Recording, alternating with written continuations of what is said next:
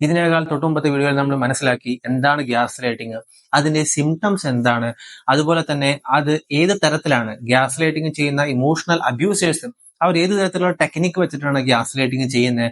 അതുപോലെ തന്നെ അതിനുശേഷം നമ്മൾ കഴിഞ്ഞ വീഡിയോയിൽ, മൂന്നാമത്തെ വീഡിയോയിൽ നമ്മൾ കണ്ടു ഗ്യാസ് ലൈറ്റിംഗ് ഇന്റിമേറ്റ് റിലേഷൻഷിപ്പുകളിൽ എങ്ങനെയാണ് സംഭവിക്കുന്നത്.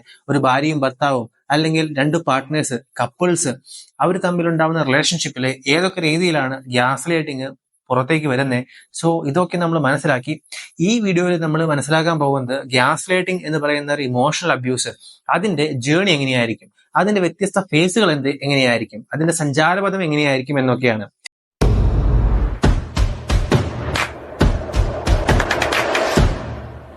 സോ ഗ്യാസ് ലൈറ്റിംഗിന്റെ ഒന്നാമത്തെ ഫേസ് ആണ് ഈ വിക്ടിമിനെ പ്രൈസ് ചെയ്ത് വലയിലാക്കുക എന്ന് പറയുന്നത്. ഒരു ഇമോഷണൽ അബ്യൂസ് ചെയ്യുന്ന ആള് പലപ്പോഴും അദ്ദേഹം ഒരു നാർസിസ്റ്റിക് പേഴ്സണാലിറ്റി ഡിസോർഡർ ഉള്ളവരായിരിക്കാം, സോഷ്യോപതി ഉള്ളവരായിരിക്കാം, അല്ലെങ്കിൽ നാർസിസ്റ്റിക് ട്രേറ്റ്സ് ഉള്ളവരായിരിക്കാം, അല്ലെങ്കിൽ ഏതെങ്കിലും തരത്തിലുള്ള വ്യക്തിത്വ രോഗങ്ങളുള്ളവരായിരിക്കാം. കൂടാതെ പല ആൾക്കാരും സാധാരണ നോർമൽ ലൈഫിലും ഇത് ഉപയോഗിക്കുന്നുണ്ട്. പക്ഷെ കൂടുതലായിട്ടും വ്യക്തിത്വ വൈകല്യം ഉള്ള ആൾക്കാരിലാണ് ഇത് കണ്ടുവരുന്നത്. സോ ഇത്തരത്തിലുള്ള ആൾക്കാർ ആദ്യം തന്നെ ഇവരുടെ വിക്ടിമിനെ പ്രൈസ് ചെയ്യും, അവരെ വലുതായിട്ട് പുകഴ്ത്തും. ആ പുകഴ്ത്തി അവർക്ക് വളരെയധികം കോംപ്ലിമെന്റ്സ് കൊടുക്കും. നമ്മൾ പറയില്ലേ, നമ്മളുടെ അടുത്ത് വളരെ നൈസായിട്ട് പെരുമാറുന്നു, അമിതമായിട്ട് നൈസായിട്ട് പെരുമാറുന്നു എന്നൊക്കെ. പക്ഷെ ഇത്തരത്തിലുള്ള ഒരു പെരുമാറ്റം ആദ്യം കണ്ടിട്ടുള്ള 1-2 ആഴ്ചയിൽ തന്നെ സംഭവിക്കുകയാണ്. ഫസ്റ്റ് ഡേറ്റിൽ തന്നെ വളരെയധികം രീതിയിലുള്ള സ്നേഹപ്രകടനങ്ങളും വളരെ പ്രൈസും മറ്റും സംഭവിക്കുകയാണെങ്കിൽ അത് സംശയിക്കേണ്ടിയിരിക്കുന്നു. കാരണം ഒരു 2 പേര് ബന്ധപ്പെട്ട് തുടങ്ങുന്ന സമയത്ത് തുടക്കം തന്നെ അത്തരത്തിലുള്ള ഒരു ട്രസ്റ്റ് അത് ഡെവലപ്പ് ചെയ്ത് വരത്തില്ല.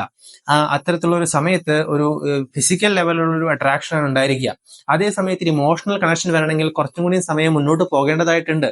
പക്ഷേ ഇത്തരത്തിലുള്ള നാർസിസ്റ്റുകളുടെയും മറ്റും അടുത്ത് നിങ്ങളുടെ റിലേറ്റ് ചെയ്യുന്ന സമയം നിങ്ങൾക്ക് മനസ്സിലാക്കാൻ സാധിക്കും, അവർ നിങ്ങളുടെ അടുത്ത് കാര്യങ്ങൾ പെട്ടെന്ന് തുറന്നു പറയുന്നു, വളരെയധികം സ്നേഹപ്രകടനങ്ങൾ നടത്തുന്നു, നിങ്ങളുടെ ആ വിശ്വാസം നേടിയെടുക്കാനായിട്ട് പലതരത്തിലുള്ള ആ ട്രസ്റ്റ് ഉണ്ടാക്കിയെടുക്കുന്ന തരത്തിലുള്ള കാര്യങ്ങൾ ചെയ്യുന്നു. ഉദാഹരണത്തിന് അവരുടെ ലൈഫിലുണ്ടായിട്ടുള്ള എന്തെങ്കിലും ഡിഫിക്കൽട്ട് സിറ്റുവേഷനെ കുറിച്ച് ആദ്യം കാണുന്ന സമയത്ത് തുടക്കം തന്നെ നിങ്ങളുടെ അടുത്ത് പറയുന്ന ഒരു അവസ്ഥ. ഇത്തരത്തിൽ നിങ്ങളെയൊക്കെ പ്രൈസ് ചെയ്ത് വലയിലാക്കാനായിട്ട് ശ്രമിക്കുന്ന ഒരു തരത്തിലുള്ള പ്രവൃത്തിയെ പറയുന്ന പേരാണ് ലവ് ബോംബിംഗ് എന്ന് പറയുന്നത്. പലപ്പോഴും ഇത് അനുഭവിക്കുന്ന ആൾക്കാരെ വിക്ടിം ഇത്തരത്തിലുള്ള സ്നേഹപ്രകടനങ്ങൾ വളരെ അവിചാരിതമായിട്ട് വളരെ കുറച്ച് മാത്രമേ അവർക്ക് തെറ്റിയിട്ടുണ്ടായിരിക്കുള്ളൂ. അങ്ങനത്തെ അവസ്ഥയിൽ അവർ ഇവരുടെ വലയിൽ വീണു പോവുകയാണ് ചെയ്യുന്നത്. അങ്ങനെ വീണു പോയതിനു ശേഷം അടുത്ത ഫേസ് സ്റ്റാർട്ട് ചെയ്യുക ചെയ്യുന്നത്. അടുത്ത ഫേസ്, രണ്ടാമത്തെ ഫേസില് ഈ ഇത്തരത്തിലുള്ള അബ്യൂസ് ചെയ്യുന്നവർ, ഇമോഷണൽ അബ്യൂസ് ചെയ്യുന്നവർ പറയുന്ന കള്ളങ്ങളും മറ്റും എണ്ണം കൂടി വരികയാണ് ചെയ്യുന്നത്. പലപ്പോഴും ഇങ്ങനെ കള്ളങ്ങൾ കൂടി വന്നിട്ട് അതിനെ ചോദ്യം ചെയ്യുന്ന സമയത്ത്, അതായത് ഇതിനെ അനുഭവിക്കുന്ന ഇത്തരത്തിലുള്ള കള്ളങ്ങളും മറ്റും അനുഭവിക്കുന്ന വിക്ടിം ഇതിനെ ചോദ്യം ചെയ്യുന്ന സമയത്ത് പലപ്പോഴും ആ വിക്ടിം കള്ളം പറയുകയാണ് എന്ന് പറഞ്ഞ രീതിയിൽ അക്യൂസേഷൻസ് പലപ്പോഴും കേൾക്കാൻ സാധിക്കും നമുക്ക്. ഇങ്ങനെ പറയുമ്പോൾ തീർച്ചയായിട്ടും വിക്ടിമിന് വിഷമാകും. വിക്ടിമിന് തന്റെ തന്നെ ആ റിയാലിറ്റിയിൽ ക്വസ്റ്റ്യൻ ചെയ്യാനായിട്ട് തുടങ്ങും.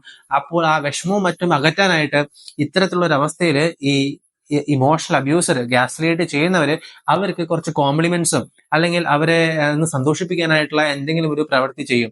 അപ്പോ ഇവരുടെ സന്തോഷം മാറും. അങ്ങനെ അവരുടെ ഈ ബിഹേവിയർ റീഇൻഫോഴ്സ്ഡ് ആയി മാറും. പക്ഷെ പല സമയത്തും നമുക്ക് കാണാനായിട്ട് സാധിക്കും, പലപ്പോഴും ഇത്തരത്തിൽ ഒരു വിക്ടിമിനെ വേദനിപ്പിക്കും, പക്ഷെ അതിനായിട്ടുള്ള പ്രൈസും മറ്റും നൽകില്ല. ചിലപ്പോൾ നൽകും, ചിലപ്പോൾ നൽകില്ല. ഇത്തരത്തിൽ നമ്മൾ ചെയ്യുന്നതിനെയാണ് ഇന്റർമിറ്റന്റ് റീഇൻഫോഴ്സ്മെന്റ് എന്ന് പറയാം. ഇത്തരത്തിൽ ചെയ്യുമ്പോൾ ആ ഇമോഷൻസിന്റെ ഹൈയും ലോസും എന്ന് പറയുന്ന ഒരു അവസ്ഥ എന്ന് പറയുന്നത് വളരെ അഡിക്റ്റീവാണ്. അങ്ങനത്തെ ഒരു അവസ്ഥയിൽ ഈ വിക്ടിമിന്റെ അടിത്തറ, അവരുടെ കാര്യങ്ങളിൽ ചിന്തകളിലും മറ്റും വിശ്വാസം അർപ്പിക്കാവുന്ന അവസ്ഥ, അവരുടെ നിലനിൽപ്പിനും മറ്റും വലിയ കോട്ടമായിട്ടാണ് അത് ഭവിക്കുന്നത്. അത്തരത്തിൽ സ്നേഹം ലഭിക്കുന്നു, കുറച്ചു നേരത്തേക്ക് സ്നേഹം ലഭിക്കുന്നില്ല, അപ്പോൾ ഇവർ സ്നേഹം ലഭിക്കാനായിട്ട് എക്സ്പെക്ട് ചെയ്തിരിക്കും, അപ്പോൾ കിട്ടത്തില്ല. പൊടുന്നതിന് വീണ്ടും സ്നേഹം കൊടുക്കും, അതിനുശേഷം വീണ്ടും കുറെ നാളത്തേക്ക് സ്നേഹം കൊടുക്കത്തില്ല, അപ്പൊ ഇത്ര നേരത്തേക്ക് എക്സ്പെക്ടേഷൻ കൂടി വരും.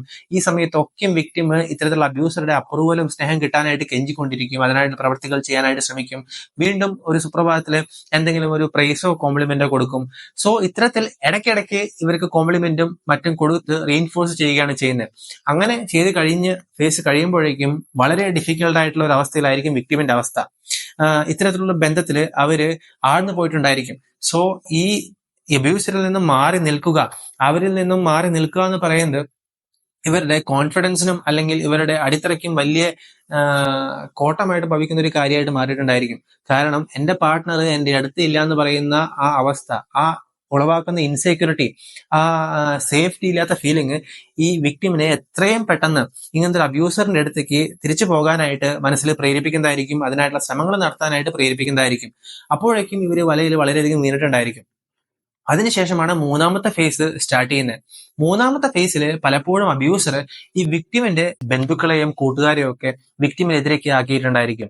സോ അവരുടെ അടുത്തൊക്കെ ഈ അബ്യൂസർ ഒരു തരത്തിൽ കമ്മ്യൂണിക്കേറ്റ് ചെയ്തിട്ടുണ്ടായിരിക്കും. അതായത് ഈ വിക്ടിം, ഈ ഗ്യാസ് ലൈറ്റിംഗ് കിട്ടിയിട്ടുള്ള വിക്ടിം എന്ന് പറയുന്നത് ഡെലൂഷണൽ ആണ്, അല്ലെങ്കിൽ അവര് കള്ളം പറയാണ് എന്നൊക്കെ പറഞ്ഞിട്ട് കൂട്ടുകാരെയും ബന്ധുക്കളെയും ഒക്കെ ധരിപ്പിച്ചിട്ടുണ്ടായിരിക്കും.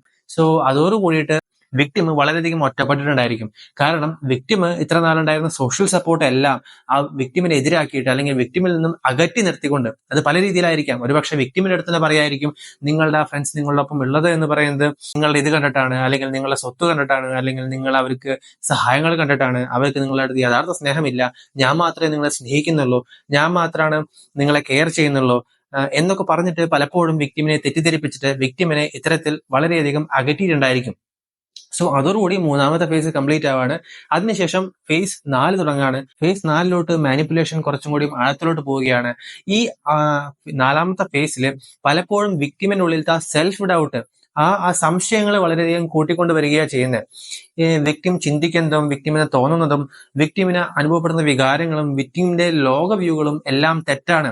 ശരിയായിട്ടുള്ള രീതി എന്ന് പറയുന്നത് അബ്യൂസർ കാണിക്കുന്ന മാത്രമാണ്. ഇതൊക്കെയും പറഞ്ഞ് ബോധിപ്പിക്കുന്ന സമയത്ത് വിക്ടിമിന് ഒരു ആശങ്കയും അതുപോലെ തന്നെ അതിലുപരി അവരുടെ മനസ്സിൽ ഒരു സംശയവും വളരെയധികം ഉയർന്ന രീതിയിൽ വന്നിട്ടുണ്ടായിരിക്കും. സോ അങ്ങനത്തെ ഒരു അവസ്ഥയിൽ കൂടുതലായിട്ടുള്ള സെൻസിറ്റീവ് ആയിട്ടുള്ള ഏരിയാസ്, വിക്ടിമിന്റെ നിലനിൽപ്പിനായിട്ടുള്ള വളരെ കൂടുതലായിട്ടുള്ള ഫണ്ടമെന്റൽ ആയിട്ടുള്ള ഏരിയാസിലോട്ടും ഇത്തരത്തിലുള്ള സംശയങ്ങൾ എത്തിയിട്ടുണ്ടായിരിക്കും. പല കാര്യങ്ങളിലും അവർക്ക് കൺഫ്യൂഷനുകൾ വന്നിട്ടുണ്ടായിരിക്കും. കൺഫ്യൂസ്ഡ് ആണ്, സംശയമാണ്, എന്താണ് ശരി, എവിടെയാണ് ശരി.